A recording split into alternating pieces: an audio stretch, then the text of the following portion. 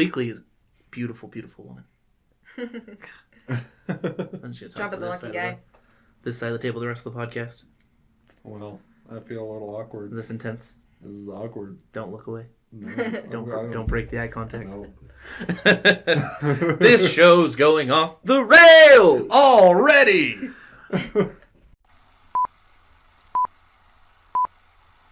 Now for our feature presentation.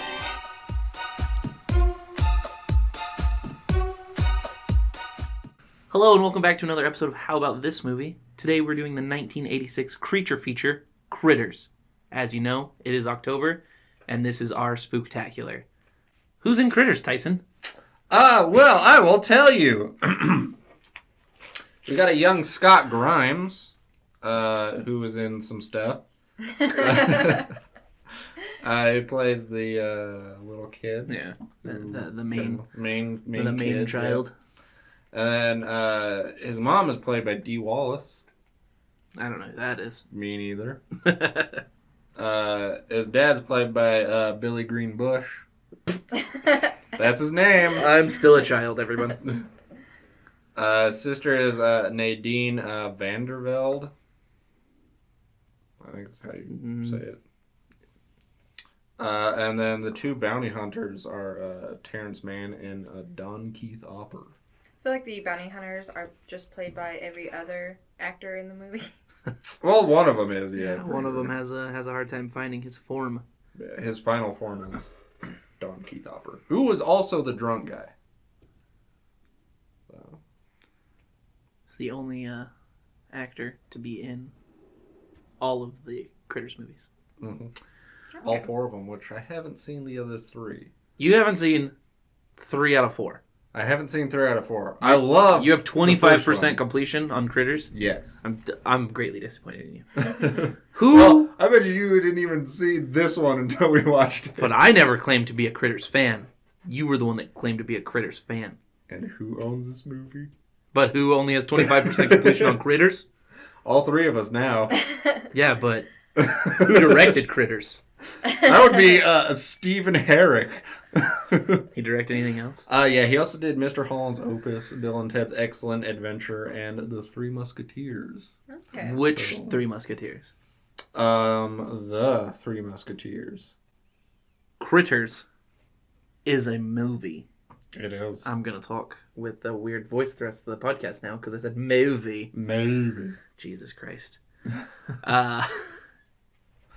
Basically the plot of Lilo and Stitch. Kind of, yeah. You have the alien monster that was in jail that escaped, took a ship to Earth, and there are bounty hunters coming to get them from Earth, and they are with a family on Earth. However, Lilo and Stitch. Opposed to Lilo and Stitch, the critters try to eat the family. Right, but if Stitch was not a fuzzy, adorable blue guy, he would be Critters. Well, in the critters' defense, they're fuzzy and adorable. Just not blue? Yeah, just not blue. That's the main difference between the two. It's the only difference between Stitch and a Krite is the blue coloring. Now we know. Yep. And also murderous intent. Yeah, well, I mean, he started off very murderous. It's true. But he's just much more easily. He's trainable. He can learn stuff gooder. He learns stuff much more better. Yeah. And the bounty hunters in Critters are much better than Jamba Jukiba and Pleakley. Did you just say someone's better than Pleakley? Yeah. I don't know if this is going to work out. As a bounty hunter? He was I stand terrible. by it. He was a master of disguise. That other guy couldn't even get his shit together. He was changing every 5 fucking minutes. Honestly, though, comparing it to Lilo and Stitch is not the worst comparison. It was marketed as a Gremlins answer from the studio. It's not entirely accurate because it was actually written several years before Gremlins was released. But I mean, I think you can feel a lot of the similar plot lines in that as well. Never watched Gremlins, so. Never seen Gremlins? Well, We have to watch Gremlins. don't let them get wet. Coming soon! How about this movie, Gremlins?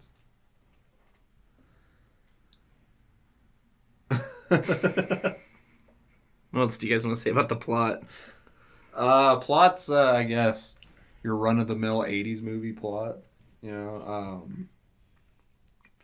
something happens where they use an excuse to use the cutting-edge effects and shit like that of the time. Which, for 1986, the fucking effects were pretty good. Yeah, the glowing green post effect on the faces was just immaculate. Yeah, for 86.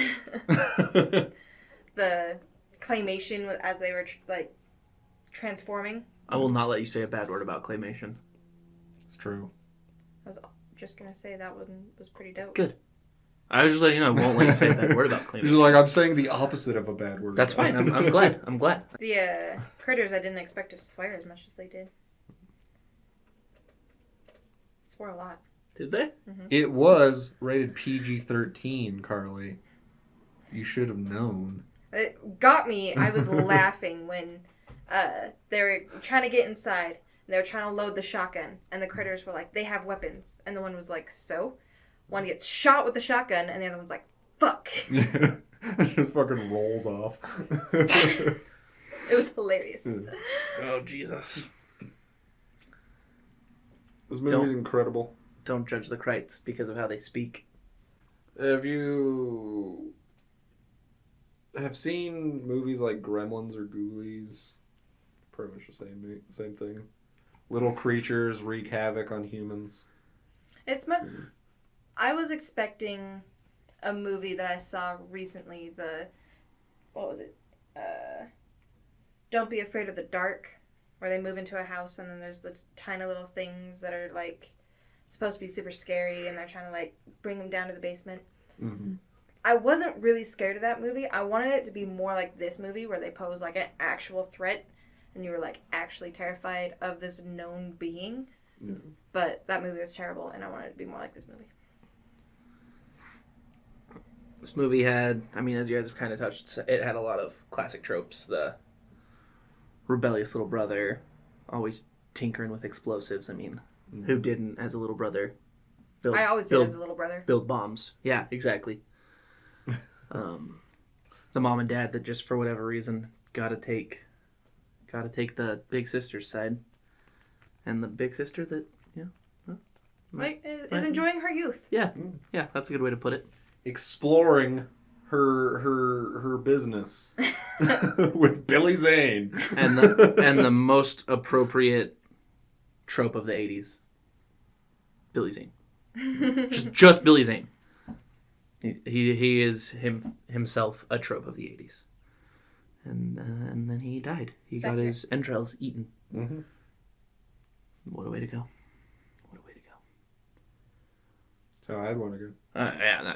That's how I plan on going. When I find out, because I know when I'm going to die. So just like 2 days before I die, I've scheduled an entrail eating contest.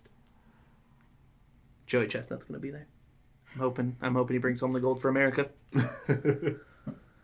Was there much of a plot to have holes in this movie? Not really, no. No. I think it was... You can't really fuck up a simplistic plot like this one. Yeah. The plot was pretty much just a vessel for the entire movie. Yeah. To just coast. Yep. Be an 80s creature feature. Yeah, I don't think that there was anything that really stood out as a plot hole. I mean, you have the typical plot hole that you have in all movies of what the hell happens next. Because, I mean, they rebuilt the house, but they didn't bring Billy Zane back to life that we know of. Yeah. So, the dad's going to have some questions about that. Well, there is 3 more movies. And you also saw at the end, right at the end before the credits rolled, there was critter eggs. There was critter eggs. Spoilers. There's critter eggs. But still, where's disemboweled Billy Zane going to go? We may never know. To heaven. Tevin? Tevin. Where's that? That's Milwaukee. Oh, okay. Sucks, dude. I'm sorry. What was the budget of this movie? The budget of this movie is estimated at $2 million. $2 million. It grossed over $13 million though, so made quite a chunk of change. Yeah, it did. That's not bad. Opening weekend, it actually almost hit its budget at $1.6 million. So, And this is 1986. So that's pretty good. Yep. mm-hmm. Was the 64th highest grossing movie of 1986. It was the 15th highest grossing PG-13 movie of 1986. And it is ranked as the 63rd highest grossing creature feature of all time. I didn't know that there was that many creature features that did better than this. But there are. Well, as you know, creature features are fucking fantastic. And I'm Wow. sure that they are kind of loose on what they consider a creature feature sometimes as well. I would imagine. True. Yeah. I didn't take a good look at the list, but those are the numbers. Mm-hmm. The numbers. Cool. Carly. What was your favorite scene? I'm dizzy now. The claymation transformation was a dope scene. But I think the one I touched on earlier with the Krites and their discovery of a shotgun was pretty hilarious. Yeah. And when they all formed together into one big critter. Can we go back, though, and can you say claymation transformation like 13 more times? Get up. Tyson, what was your favorite scene in the movie? Probably the claymation transformation. See, that's how you're supposed to say it. Wow. No, I like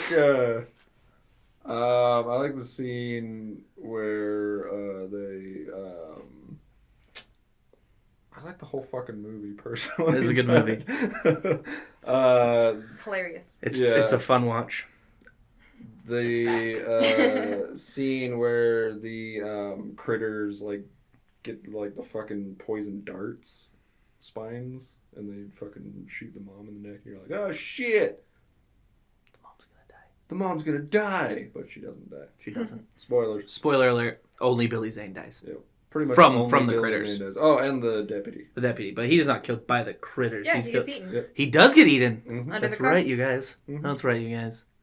Joke's on you. I was testing you the whole time. Yeah. Also, when they first get in the cop car, the dude doesn't Oh know how my to God. drive. Yeah. He just fucking drives in reverse at like 50 miles an hour. And the other bounty hunters like fuck around with the shotgun and shoots a hole in the roof of the car. And they're just completely unfazed. They're Like, "Oh, oh, that's well, what that does. Cool. I guess this is a normal Earth machine. That blows out its own roof. Strange. They must have left out cars and shotguns in the huge data dump that they got. But they There's got- a how to plot beat Earth. hole right there. They Yeah, there's did a get that plot. song, though. Yeah. So, as long as they got that song. Yep. The power of the night. Most important part of that movie. I think any scene where the Krites were subtitled was good. Mm-hmm. The one I had the most fun watching though was the firework building scene that he had. Mhm. I just think that one was fun because we were just having fun with it. Mm. 'Cause, I mean, a lot of these movies that ends up being my favorite scene is whichever one we end up fucking with the most. The big bucket of fireworks stuff. Yep. Mm-hmm. Yep. I think that's Needs to be Label- titled label not for fireworks number. stuff. not fireworks, Dad. I swear. Yeah, I think that was some of my favorite. Some of my favorite stuff is the things that we can just kind of joke with while the movie's going on, but Mhm. also, So really, we're your favorite scene in the movie. well, yeah, I'm my favorite scene in the movie. But then you would be your every scene of every movie. I don't talk that much during movies. No, but you're part of every scene that you watch. Scores and recommendations. Me first. Okay. Remember, okay. we're still doing out of 13 for our spooktacular. Out of 13? Okay, that gives us an 8 out of 13. It was one of my favorite movies from when I was a kid. And I still love it today. It was a fun movie to watch. And I love old creature features. It was probably one of my favorites next to like zombie movies. So what you're saying is you would not recommend this movie? I would recommend this movie. You heard it here first, folks. He would not recommend this movie. What about you? No. I would give this movie a 7 out of 13. I enjoyed watching it. And I would also recommend it. I don't think it's a fantastic movie in the sense of great cinema, but I think it's an awesome. It's a good time. It's a fun movie. It's a fun movie. It is. It is a fun movie. It's a fun movie. I'm in agreement with Dexter, and I would give it a 7 out of 13. Not one to be taken seriously nowadays. It's just a movie to joke along with and make fun of, and it's a good time doing it. Would recommend to any sleepover that wants to make fun of something. It's a fun movie. It's a fun time. 'Tis an enjoyable cinematic experience. I fucking hate that guy. Alternate universe. Weird way to start a conversation, I know. I believe that the movie Critters takes place in an alternate universe very similar to our own. Okay. Where the only differences are, of course, the critters coming to Earth and the music of 1986. Okay.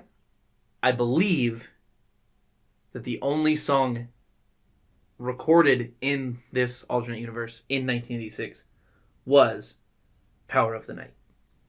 You turn on a radio, Power of the Night. Turn on the TV, Power of the Night. You turn on your spaceship, Power of the Night. Where does it end with this one song? That has to be an alternate universe where that is the only song of the year. I think in this universe, Johnny Steele is actually like Jesus, and the second coming was him making shitty 80s hair rock.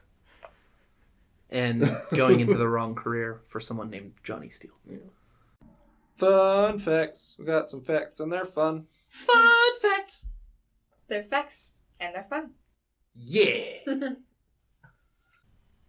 Oh well, everybody knows about the bird. Well, the bird is a middle finger. Sorry. I said sorry. Power of the night. Power of the night! Fun facts. Crite is Frappanese. That is a combination of French and Japanese. Fun fact. Many homages to other movies from the era. What were you going to say? Frappanese sounds like a coffee drink. It does. It does. Can confirm. Many homages to other movies from the time. E.T., Gremlins, Ghostbusters, those kinds of things. Mm-hmm. There's an E.T. doll. The father's bowling shirt looks like the Ghostbusters logo, but with bowling pins. I would wear that fucking bowling shirt. I want that bowling shirt. Yeah.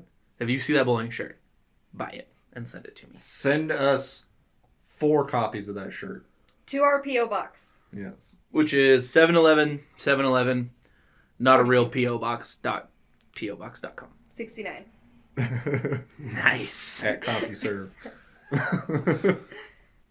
And the fun fact, the design of the Krites was based on Fun fact, the design of the Krites was based on Taz, the Tasmanian devil from the cartoon. Cartoon. The cartoon. The cartoon. Any other fun facts? That's all I got.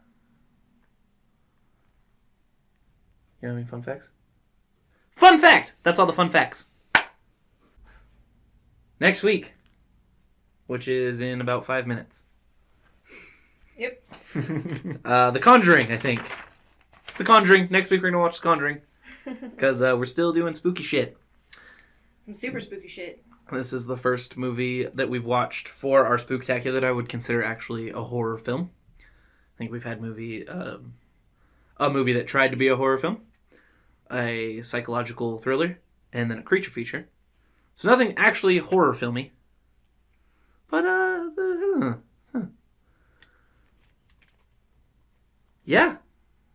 Follow us.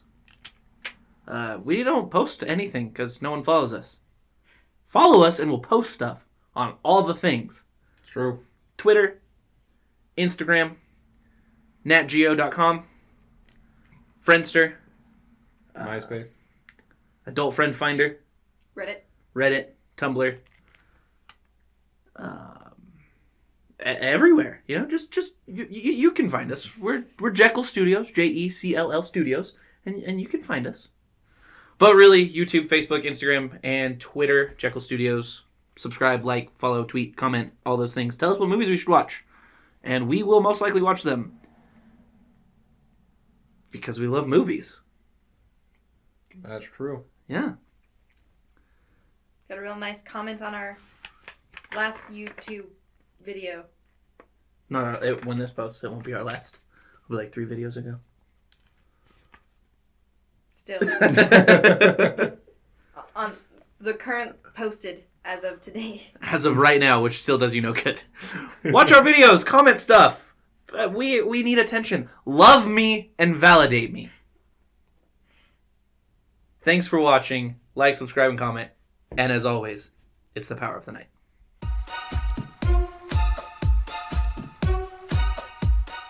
I'm just Defensive over here. about claymation, yeah. It's my life's work, Carly. Nothing in this world matters to me more than claymation. Can we please do a claymation and post it? Let's do it. Yeah. I already have thousands. That's all I've ever done is claymation. We're going to get to work right after this recording. Coming in 7 months, our 5-minute claymation short. Exactly. 24 hours a day. Yeah. God. Hand farts. I can cut those out.